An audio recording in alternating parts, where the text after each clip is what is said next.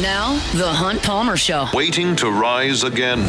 You're listening to The Hunt Palmer Show. Brought to you by Quirks, Cajun fried fish and shrimp on 104.5 ESPN Baton Rouge. This is the moment you've all been waiting for. Locking down the middle of the day. Live from the Mercedes-Benz of Baton Rouge studio. This is Hunt Palmer.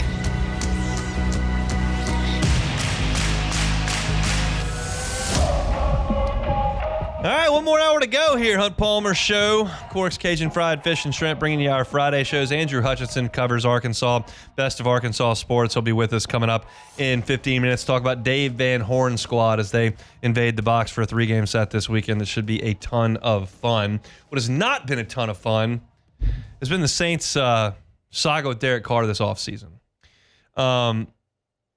There's just a lot of he said, she said here, and that's difficult to cover because there's just so much that you don't know. But it's all we have to go off of. And so I'm here to react to what we have to go off of. We certainly know that Derek Carr is dealing with an injury. We certainly know that there have been conflicting reports about it, some from the media, some from him. And we certainly know that the Saints selected a quarterback as high as the franchise has in 50 years with Tyler Shook in the second round. So there are some things we know, but there's a lot we don't. And that's where the speculation comes in. That's where the conflict comes in. That's where the disconnect comes in with the Saints and Derek Carr, the fan base, and how that world spins round. This was Ian Rapaport on the Pat McAfee Show earlier this week talking about what he's hearing in regards to the Saints and Derek Carr. Carr, Jane Slater wrote a bunch of updates. He found out his shoulder was hurt once he started working out again. That's why it took so long. The Saints are trying to figure out what they want to do. Derek Carr contemplating surgery, not surgery. That is a long tweet. Yeah, long. I mean, through it all. We have 1 minute, literally. What do you think the Derek Carr situation is? They're all trying to figure it out still? I believe Derek Carr would like to not have surgery. I believe he would like to rehab, get this thing right, get back on the field for week 1, which my understanding is still at least a possibility, but there's been no firm, he's not having surgery, he's good to go, or he is having surgery. And if he has surgery, it's major, potentially not playing next season. That's what nobody wants. So I believe he is doing what he can now to try to get back on the field for week 1, and we will see where it ends up. Tyler Shook. So that's what Ian Rapaport has to say. And I realize that's not earth-shattering news with Derek Carr. And I realize the very popular thing to do is to just absolutely lambaste Derek Carr. And I've certainly come on here and said that I thought that this marriage needed a divorce. I've said that. But I'm willing to listen to new information. I'm willing to look at both perspectives. I'm willing to try to understand to the best of my information what's going on here. And it's reasonable and really in character for Derek Carr to try to play. We've seen him play through things in 2 seasons with the Saints that, based on his performance and how it looked aesthetically, he probably shouldn't have been out there. And we've seen him try to fight his way back and be out on the field. That is inarguable. Whether you think Derek Carr gives the Saints the best chance to win this year, or you despise the guy and want him 5 million miles away from New Orleans. Either way you look at this, it's inarguable that he has played through pain as the Saints quarterback. I have no earthly idea what Derek Carr's shoulder feels like. None. You got Diana Rossini going on the podcast going, it feels like trade bait. I'm not real sure there's an injury. You've got Ian Rapaport coming on here and saying, well, there is an injury, and it's just a matter of whether or not he can have the surgery. And then you've got the motives of everyone that's involved here with the 2 methods of handling the injury. Does Derek Carr want to play? Does he want to try to tough this thing out and leave surgery as the last resort? Do the Saints want him to play? Or are they done and they just want to get Tyler Shook in there? Are they on the same page about that? That's generally a decision that's made between the 2 parties, Carr and the Saints, And obviously the player is going to have the ultimate decision to make based on his body. Like, he gets to make that call. Certainly his employer can say this is what we think, but the player is going to make that call. What I'm struggling with here is finding out the motive and ultimately what happens here. Here's what I think. I'm willing to just say what I think, as long as you know, the listener knows, there's a disclaimer on the front of this. Hunt is well aware he does not know all the information here. I'm not a doctor. I'm not Derek Carr. I'm not Mickey Loomis. I'm not Kellen Moore. Like, I don't have all the information. All I can do is pretty much speculate. Here's what I think. I think the Saints have determined that their best course of action in the future and the best thing for the franchise is to try to make Tyler Shough the franchise quarterback for the next 10 years. I don't think there is anybody in that building that believes that in the next 5 seasons, Derek Carr is going to pilot the Saints to a Super Bowl championship. And isn't that why we're showing up? Isn't that why we're here to win? And I think the organization believes that they need to move on. Now, that's counterintuitive to what generally is the operating procedure over there, which is generally, who gives us the best chance to win the next Sunday? We have to win the next Sunday. And that can cause some short-sightedness. But I think there's a reasonable chance that with the new coaching staff in there, the expectation can be altered a little bit. When Sean Payton's there for year 8, 9, 10, the expectation is what it is. Win the South, get in the playoffs, win playoff games, get to the Super Bowl. That's the expectation. And when Dennis Allen takes over an organization that's humming like that and has a really good defense, and you feel like you've addressed quarterback, once with Jameis Winston, once with Derek Carr, the expectation is we got to go win.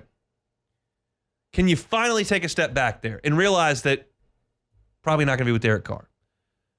So the question is, do the Saints want him to go get this surgery and just rule him out and stick a fork in it and eat the money?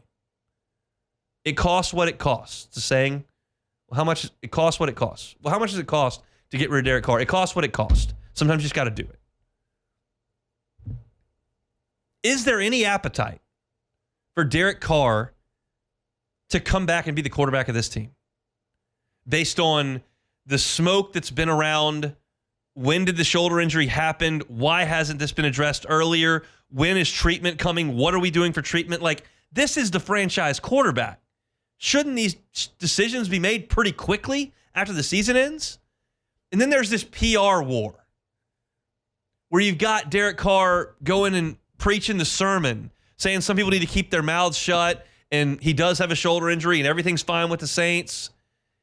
And then you've got whoever's talking to Diana Rossini and that side of the public relations war.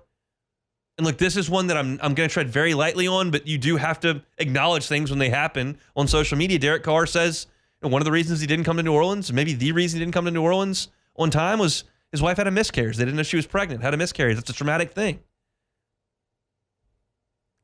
There are so many pieces to this, and there are so many layers to it, and it's so tangled in deception versus reality versus PR versus miscommunication.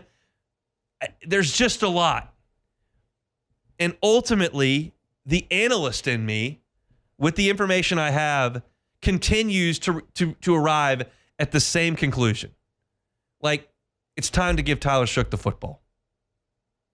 That's my conclusion. I don't know who they play in the first game of the season. Who gives the Saints the best chance to win in the first game of the season? Healthy Derek Carr. I don't know how realistic it is that Derek Carr is there and healthy, but he gives them the best chance to win game 1 of this season.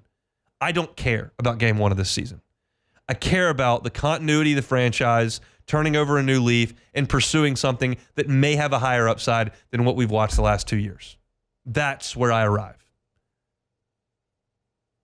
And I don't know about Diana Rossini's sources, and I don't know about Ian Rapaport's sources, and I don't know about Derek Carr's shoulder, and I certainly don't know about any family tragedy they may have had. All that stuff is beyond my scope. I'm just looking at the franchise in the fall, and it's time to give the keys to somebody else. That's the ultimate conclusion that I arrive at. I'm not here to make fun of people. I'm not here to rant and rave and laugh. I'm not here to point fingers. I'm just here to arrive at a conclusion. In the first week of the 2025 NFL season, my anticipation, my hope is that Tyler Shough is the quarterback of the Saints. And you know what? There's a better than 50% chance, if that happens, that it flames out like most quarterbacks do in the NFL. But at least you tried. That's where I am on the Derek Carr situation with the New Orleans Saints. That's the first time I've talked about Derek Carr all week. I know we talked a lot about Derek Carr in the last month. I haven't talked about him all week. Tossed it in there. We'll leave that right where it is. Let's talk some baseball. Andrew Hutchinson, best of Arkansas sports. Always good with his time when LSU and Arkansas get together, football, basketball, baseball, whatever the case may be. He'll give us his perspective on this series coming up next. The Hunt Palmer Show. You're listening to The Hunt Palmer Show, brought to you by Quirks, Cajun fried fish and shrimp.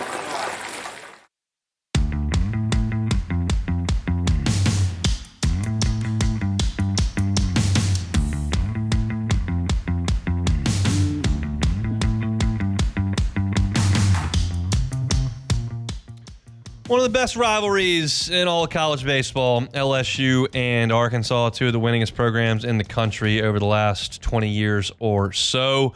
And they'll do battle in one of the more high-stakes series in college baseball this season over the weekend. I think the winner of the series is just about a lock for a top 8 national seed. I think the chalk would say that both have a good chance to get there, but the winner this weekend certainly has a leg up in that race. To talk about it, bring in our guy Andrew Hutchinson, best of Arkansas sports, covers the Hogs, giving us some time on the Jim's Firearms Hotline on this Friday. Andrew, how are you, man?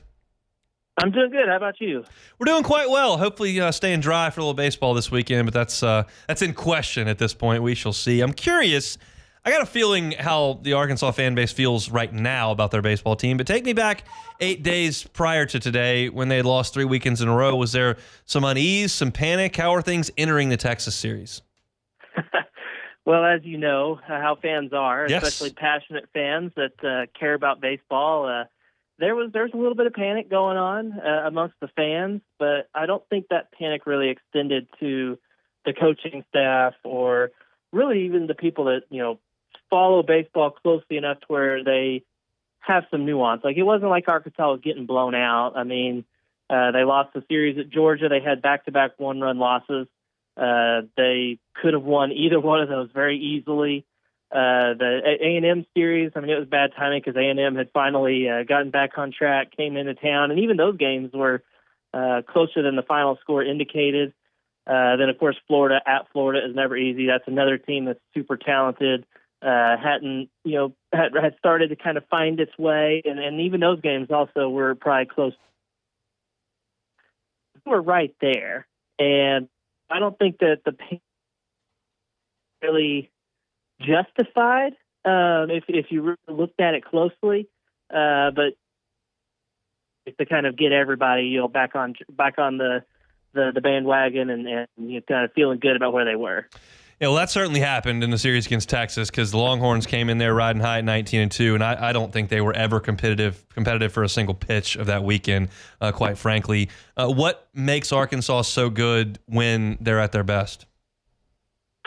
Well, the lineup is so deep. It's a stark contrast to last year. Yeah. If anyone watched Arkansas last year, it was rough offensively. They were not a good offensive club, and that's just not the case this year. They hit the ball out of the park a ton. I think they're top 4 or 5 in the country in terms of home runs, but they also hit for an average. They can put together big innings without leaving the yard. They're drawing walks, getting on base that way. That's kind of when they're at their best. They're not just hitting home runs, but they're drawing walks. And instead of solo home runs, they're getting 2-3-run home runs. They're putting together 4, 5, 6-run innings with a bunch of singles and doubles to me, that's when they're at their best. And of course, also when their starting pitching lives up to its potential. That's probably been, if you had to pick like the most disappointing quote unquote aspect of a team that's, ranked number one in one of the polls and, top five pretty much everywhere. It's been the starting pitching. It's been a little bit up and down. Guys haven't necessarily lived up to the hype that they had coming into the season, but we've seen it in flashes. I mean, Zach Root last week was phenomenal. 8 scoreless innings against the number one team in the country. He was awesome, but he's had some rough outings as well. So if they pitch like they're capable of, and they are putting together innings without the long ball, they're borderline unbeatable because of how good the bullpen has been. It's just those two things have been a little bit hit and miss over the season. You mentioned Root, and you mentioned some up and downs. What makes him good, and what may be some potential issues he can run into? Root is a really good pitcher because he just pitches. He doesn't have overpowering stuff, although I think he, kind of reared back, and I think he touched like 96 in the 8th inning the other day. But he's not your typical guy that's going to be, touching upper 90s throughout. He usually sits in the low to mid 90s, but he has a true 4-pitch mix. Where he runs into trouble is whenever maybe a couple of those pitches he's not able to land, and he's only got 2 pitches. And then it becomes a lot easier to hit him, and that's something that he even himself has admitted. If he's got all 4 of his pitches working, he's really tough. But otherwise, it's really tough. You can sit back and hit that 93 mile an hour fastball becomes a lot easier when you're not also worrying about the slider and the curve and the changeup. So that's probably the biggest key for him. And then every once in a while, he'll kind of struggle with command. He'll issue a walk here or there. I haven't seen it a ton, but that could also be something to kind of monitor as well as if the pitches, all 4 pitches aren't working. Gage Wood missed 2 months, and I looked at his pitch counts over the last 3 weeks: 20 against A&M, 42 against Florida, 57 last week against Texas. You're thinking, what's realistic for him this week, 70, 75? I think so. I think that's kind of how Dave Van Horn has handled it in the past. They had a guy that had that, I think it was last year, the year before, they were working a guy, Brady Tigert, back into the mix. That's kind of how the track he went. So, I mean, that's 70, 75. If he's efficient, maybe he can give you 5 innings. They're not quite ready to turn him completely loose. I think that's a couple of weeks away, maybe next week against Tennessee, maybe the SEC tournament. But it's going to be more than what we've seen the last couple of weeks. So, yeah, he'll have a few more pitches at his disposal this week. Wood will start on Saturday against Anthony Ianson. The last couple of weeks, they have thrown Gabe Gackle behind Gage Wood. He started as the Friday night guy, and it just didn't quite work out. Any reason you can pinpoint there? Because his stuff is so good when I watch him. Yeah, Gackle, I think he's one of those, I don't want to say head case, because that seems a little extreme, but he is one of those guys that I think is better to come out of the bullpen where you're told, like, hey, you're going to warm up and you're going to come in, in 5-10 minutes. You don't have to think all week, okay, I'm starting Friday night. I got to go. I got to pitch really well. I got to, there's a lot of pressure that comes with that. And I think that maybe he struggled a little bit with that. So I think that's kind of the key is he seems to be better coming out of the bullpen. I think they're going to keep him out of the bullpen, although, they're leaving Game 3 open this weekend, TBA. Landon Beidelshees has been the guy that starts then. He could easily come out of the bullpen one of the first 2 games. They really like him out of the bullpen. He was going to be the guy that came out of the bullpen at the beginning of the year before Gage Wood got hurt, like we were talking about. So if he doesn't come out of the bullpen, maybe he does start on Game 3. Maybe Gackle could come in and start Game 3, but I would imagine Gackle's going to come out of the pen. Big picture question here is, as we get you out of here, appreciate your time on this Friday. Arkansas 17-7. They're not getting swept this weekend, and they're not going to get swept next weekend. They're going to be a top 8 national seed, and they're going to play at Baum, and that's a really great place for them to play. I'm curious how much pressure do they have to play on, being that Dave Van Horn, as brilliant he's been, has not gotten all the way up the mountain. It's really hard to do. We're spoiled down here, obviously. Can you explain kind of what that postseason feeling is like in Fayetteville when you've got another one of these great teams? I mean, I ranked Arkansas number 1 in my power rankings for the SEC on Wednesday, and I think they're good. It's probably the best in the country. But what kind of pressure do they have to play with in the postseason, if any? unfortunately, here that's like the last thing that they've not done. Right. I mean, they've been so consistent over the last decade or so, especially since 2017, but they haven't gotten over the hump. They've been super, super close. I mean, as close as you possibly can get without winning it. And I think the fans have gotten to the point where it's like, hey, none of this matters. They could sweep LSU, sweep Tennessee, win the SEC tournament, and if they don't make it to Omaha, but win in Omaha, I think fans will view this season as a failure. And so I think there is a little bit of pressure there. I don't know how much of the players feel that because there's a handful of those guys that are from Arkansas that grew up. They know about it. I mean, Will McIntyre, Dylan Carter, Gage Wood. These are guys that, know the Arkansas program because they grew up around it. They might feel it a little bit more and kind of understand it. But I think a lot of the guys, they just view it as like, hey, we're a really good team. We're a top 5 team. And they go out there and, that just comes with the territory. But I think the fans view it as they got to win one. For Dave Van Horn to be, truly the GOAT or whatever, he's got to win a national championship, which is a little bit of a high standard there. But it's understandable considering how successful they've been with literally. I mean, they've done everything. They've won an the SEC championship, won an SEC tournament title. They've done it all. They've been a number 1 overall seed. They just have not been the last team standing yet. And so I think that there is a little bit of pressure there, especially from the fan base in terms of kind of the expectations. We'll see. Big-time matchup this weekend, LSU and Arkansas. They'll start it up at 6:30 tonight. Andrew Hutchinson, Best of Arkansas Sports. Good enough to give us a little bit of time here on this Friday. We appreciate it, man. We'll talk soon. Yeah, no problem. Look forward to seeing how this weekend goes. Should be interesting. He is Andrew Hutchinson from up there in Northwest Arkansas. I've got a thought on that before we go to break. We have a warped perspective down here. I'm glad we do, but it's really, really freaking hard to win when you get up there. Kevin O'Sullivan has one of these things. Mike Martin never did it. He won a bajillion games 40 years in a row and never did it. Dan McDonnell at Louisville had great teams for like 10 years. They never even got to the final. Jim Schlossnagle at TCU knocked on that door. At Texas A&M knocked on that door and never got there. Like, it's just really hard. And Mike Fox had a great team at North Carolina for probably about 8 years, and they never got there. And Dave Van Horn's consistency has just been remarkable in Fayetteville. They are good every single year. They had 1 year they stunk. It just popped up out of nowhere. They were bad.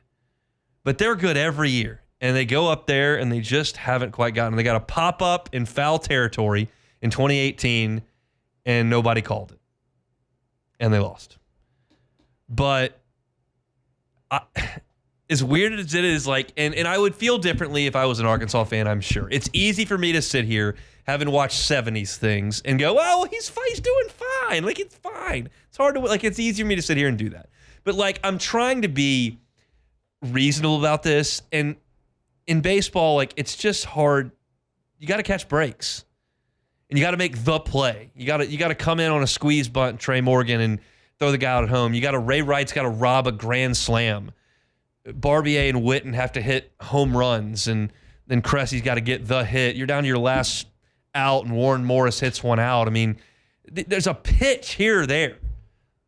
But all you can really do is knock on the door, and you hope eventually it opens. And there's no guarantee it's going to open for Arkansas, but I'm comfortable saying this. I think Dave Van Horn's going to win one. I do. I just think if you're that good for that long, it's going to happen. Never did for Mike Martin. Never did. But I think it's going to happen for him. And I think that we should, especially in a weekend when LSU plays Arkansas, just take like half a second, and think, man, we're pretty fortunate that we had Skip and Maneri and Jay Johnson. And they got that thing to the finish line because it is not easy to do. I mean, you're boiling a 50-plus game season down to you got to go win one or two games. And if you lose the first game, you're probably. How many good teams did Ron Polk have? Yeah, he had on one team. He had Rafael Palmeiro, who hit 500 home runs. He had Will Clark, who was a bajillion-time All-Star. He had Thigpen, pitcher that led the major leagues in saves. And then he had Jeff Brantley, who was an all-star pitcher. He had 4 all-stars on 4 MLB all-stars on one team, and they didn't get there. Like, it's very hard to do. And we're fortunate that we've gotten there a lot, and I'm thankful for that. It's probably the reason I'm sitting in this chair, quite frankly. But it's just hard to do, and I think that when we play Arkansas, it crystallizes even more that they've been awesome for 20 years, and they just can't climb the mountain. It's tough deal. Biggs weekend coming up. I'll give you my final thoughts on it when we come back. The Hunt Palmer Show. Genesis of Baton Rouge, genesisofbatonrouge.com is the website. Every single model on the Genesis line, all of them, no exceptions, won the IHI top safety pick. Top safety pick. Some of them, top safety pick plus. You can be assured of one thing when you get behind the wheel of a Genesis. You are behind the wheel of one of the safest cars on the road. If that's something that is top of mind for you when you're making a buying decision with a new vehicle, then visit Genesis of Baton Rouge. They're on Airline at Pico. If you're buying a new vehicle in Baton Rouge, you're probably on Airline anyway. Just make the one stop right there. Black dealership. Gorgeous. Phenomenal inventory. And if you'd like to check that inventory out before you go to the lot, genesisofbatonrouge.com, because every car that is on the lot is online at genesisofbatonrouge.com. You can get the information on them, see some photographs, check out pricing. It's a luxury brand, a luxury experience. You might be surprised. You check out the pricing. It's a reasonable price. That's the Genesis model. It's a luxury brand and a luxury experience at a reasonable price. Go by and see them, Airline at Pico. Check them out online, genesisofbatonrouge.com. genesisofbatonrouge.com. You're listening to The Hunt Palmer Show, brought to you by Corks, Cajun fried fish and shrimp.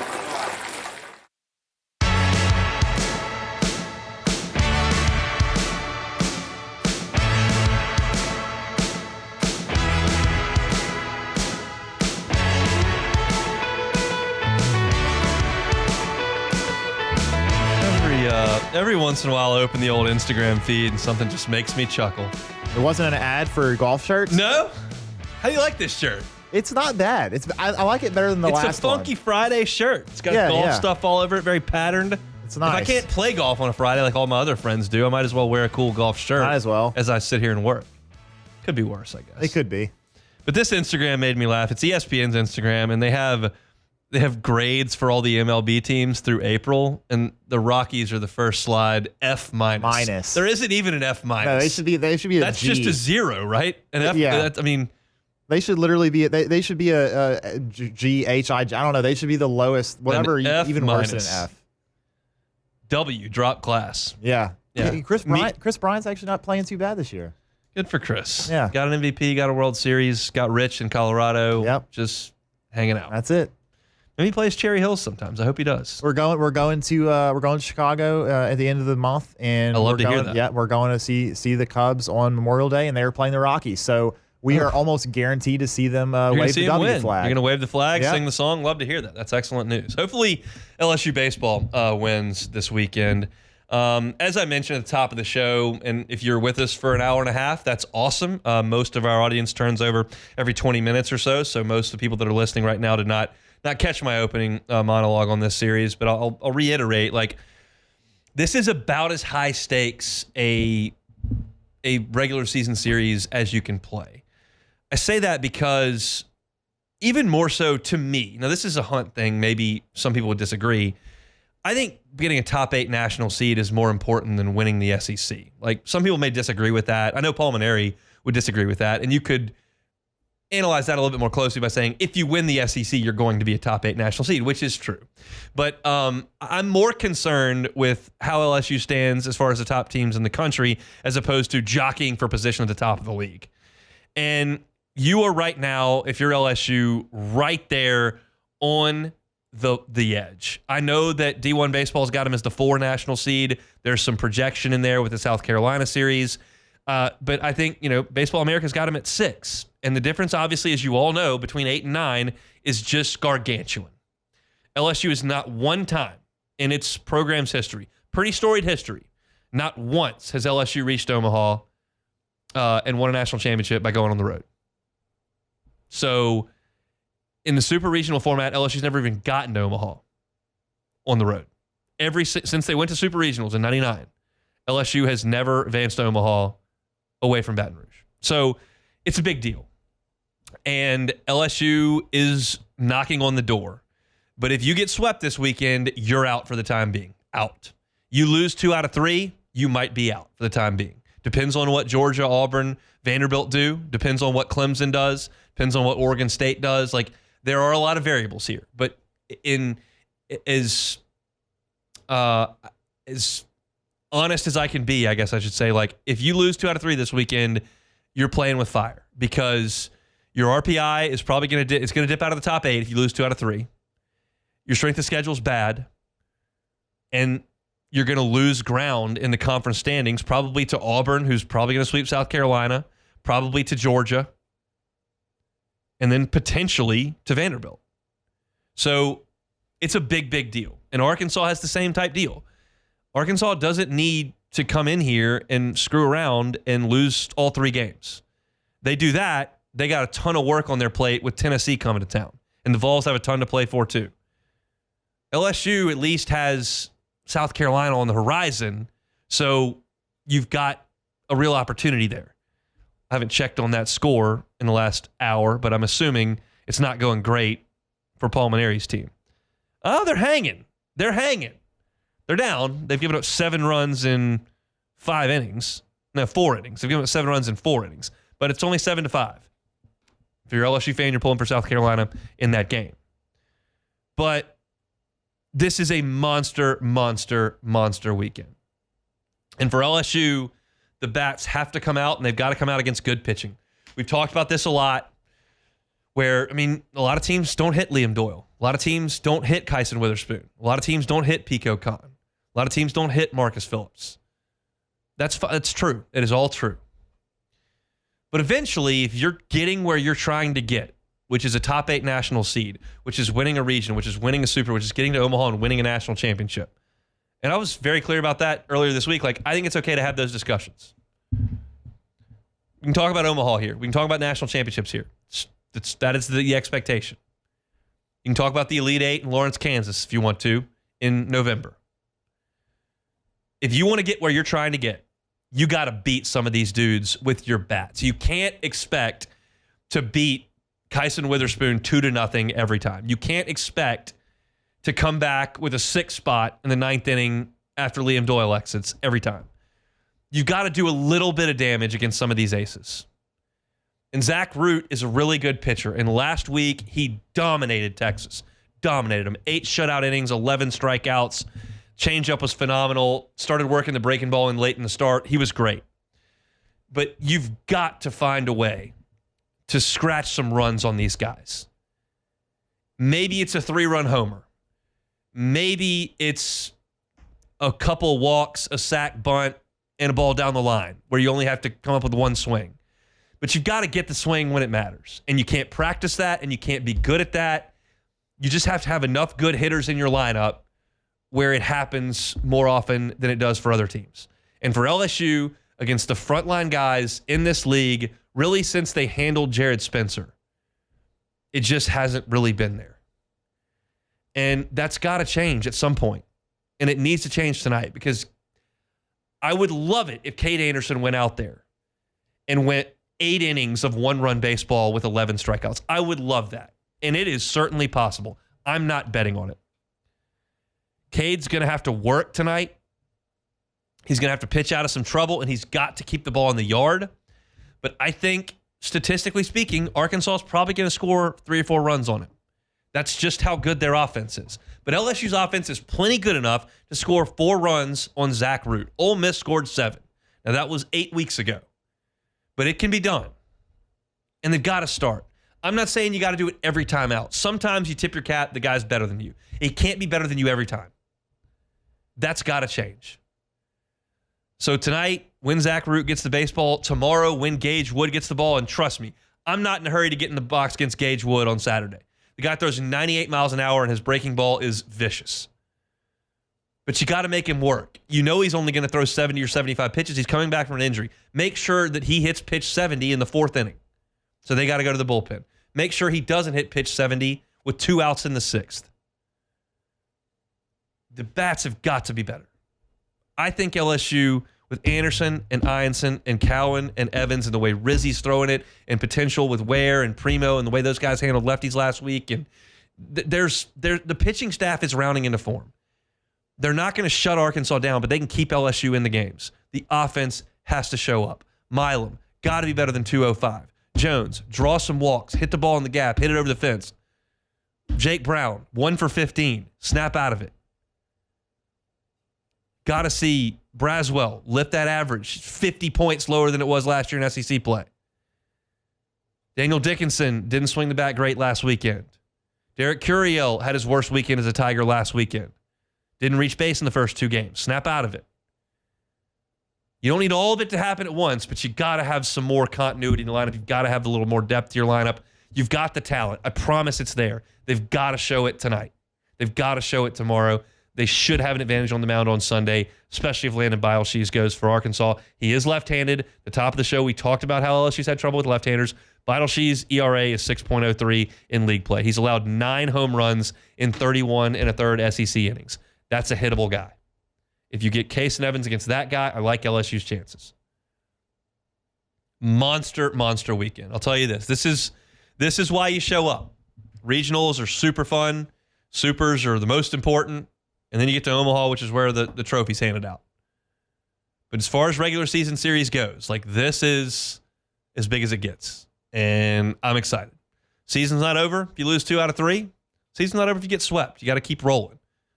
But if you can win 2 out of 3 or you can get 3 this weekend, which would be just absurd, then you feel like somebody's going to have to come to Alec Box in June and beat you. And I like LSU's chances. Bring up Coastal if you want. You can bring up Houston if you want. Bring up Stony Brook if you want. I'll listen. Won't change my mind. Somebody's got to come to that stadium in June and win. I'll take my chances. And you can take the biggest step toward that this weekend against Arkansas. 6:30 tonight. Pre-game over on Eagle 98.1 at 6 o'clock. I'll have full post-game at LouisianaSports.net. If you'd like to read more about this series, I haven't covered really everything on the show today. You can read my series snapshot up at LouisianaSports.net. It's on the homepage right now. Completely free. Go check it out here on this Friday afternoon. We're about done. Let's come back and play some Take It or Leave It, and we're out of here. The Hunt Palmer Show.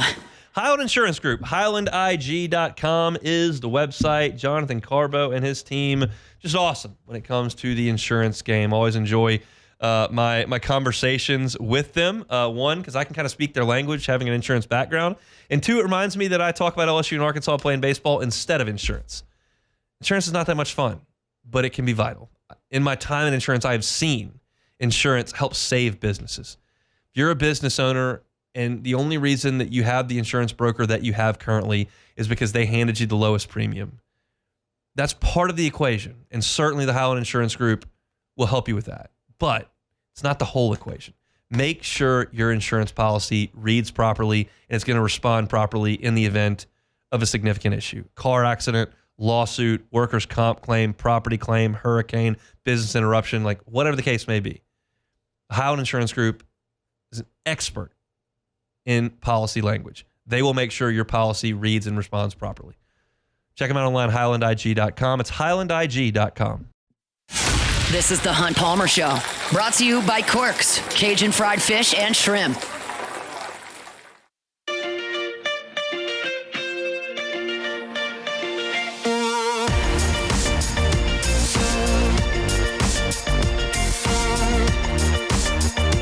.104.5 ESPN Baton Rouge Spring Cha-Ching, powered by Citizens Bank and Trust, is back.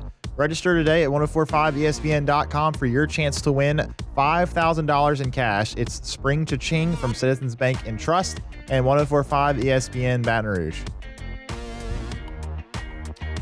All right, Friday show is brought to you by Corks, Cajun fried fish and shrimp. Check out the menu, corksfishandshrimp.com. You're craving a po' boy in Baton Rouge, thinking, where can I get a great one? Corks has an awesome shrimp po' boy. Great catfish po' boy as well. I'm partial to the shrimp myself, so I say that one first. But either one will get it done for you. They're on they're not on Jefferson. They're on Government between Foster and Jefferson. Go check them out here on this Friday or certainly this weekend if you're looking for something to chow down on. CorksFishandShrimp.com. All right, Beck, take it or leave it. Take it or leave it. Take it or leave it. Today's hottest stories in sports, news, and sometimes even Hunt's life. The question is, will he take them or leave them? All right, Hunt, we have some seriously disturbing news that really actually came to my front yesterday. Okay. After we had talked about the newly minted Pope, Leo the 14th, as he will be known, with some reports stating that he was in fact a Cubs fan. That However, his brother, who lives in Florida, actually was interviewed after that and was asked and said, "I'm not sure why people are saying that." He is a White Sox fan, Hunt. Okay. What do we do, Hunt? So here's the deal. We have a week from Sunday scheduled Keller's baptism into the Catholic Church. A lot of family coming in, ordering some pizzas. It's a very big deal. Big deal. Do we need to postpone this? Do we need to call this off? Do we need to reevaluate? Because if this Pope is becoming a White Sox fan in Chicago, that shows incredibly poor decision making. Yes. And this man is now leading the church. He is. Is this something you want to be a part of, Keller? Do you want to be a part of a church where the guy's making poor decisions really from childhood? Yes. That's what we have to evaluate in the Palmer family. Look, I'm going to be honest. I really do think that there needs to be some reevaluation here. I mean, there's just no other way around it. I may have to ask Keller what he thinks. Yeah, of course. I will say this. I have to ask him. He was named Pope yesterday, and the White Sox lost like 10-0 or something. Yes. So he did not help. But they do pretty much usually win every game. They pretty much lose every game anyway. They do. So. But I thought we had divine intervention on the north side, and it turns out Leo is on the south side at Commit. I mean, how could you possibly go sit in Comiskey, or now it's called Guaranteed Rate Guaranteed Field or something? Rate. I think they changed it again, actually. I think it's just Rate Field. Something. And not Wrigley. This is poor decision making. This is a significant problem that we're going to have to address. It is. You think anybody got offended by that? I hope not. It's possible. It's possible. No offense was meant. It was lighthearted. I realize that it's not a joking matter, but there's an element of it that needs to be a little bit of joke. Satire. All right, last one here. The forecast we talked about a little bit this weekend. There is rain, of course. You will do a rain dance to prevent the weather from stopping LSU. Take it or leave it. If I knew that would do it, sure, I'd do whatever you need. I'll take it. The issue, this is a real thing. If they can't play today, which it doesn't seem likely, I'm not a weatherman. They can't play on Sunday, correct? No, but the bigger issue is if you play a doubleheader tomorrow, Cade Anderson would be pitching on Saturday, and you play North Carolina on Thursday. Oh, yeah, it's true. That's a problem. Like, I don't think that they're going to put him out there. So you're talking about significant short rest. How much it matters if he pitches at 9 o'clock tonight as opposed to 2 o'clock tomorrow. And also South Carolina, I mean, you know. I don't know, but it's not good, whatever it is. So they need to play tonight. Hopefully the weather gets out of here and we can have a good crowd and they can play. But something that if you're an LSU fan and you're like sick of hearing about the weather, that is a significant deal. If you're talking about 2 days short rest for Cade Anderson, that's not ideal. Not good. I would love it if LSU could go out and sweep this series and kind of put not very much pressure on the South Carolina series, and Cade could take his full time, and you could throw Connor Ware on Thursday next week and try to win, and then bring Anderson back on Friday. We'll see. But that'll do it here for our Friday edition. Do we have some congratulations in order for Cassie here, Beck? Yeah. Done with college. Incredible performance, Cassie. Round of applause by us. Congratulations. How are we feeling over there? Thank you. I'm feeling great. I don't know what I'm going to do now when I get off work. I don't have any homework to do. Man. Join the club. Yeah, welcome. It's bills. You get to do some of that. Pay some Super bills, fun. That's not fun. No, it's not. But we'll congratulations, Cassie. Have a great weekend. I hope you all have a great weekend as well. If you missed any of the show, catch it on demand, 1045ESPN.com or wherever you find your podcast. Just search Hunt Palmer Show. We're back Monday, hopefully with 2 wins for the Tigers. We're back then. The Hunt Palmer Show.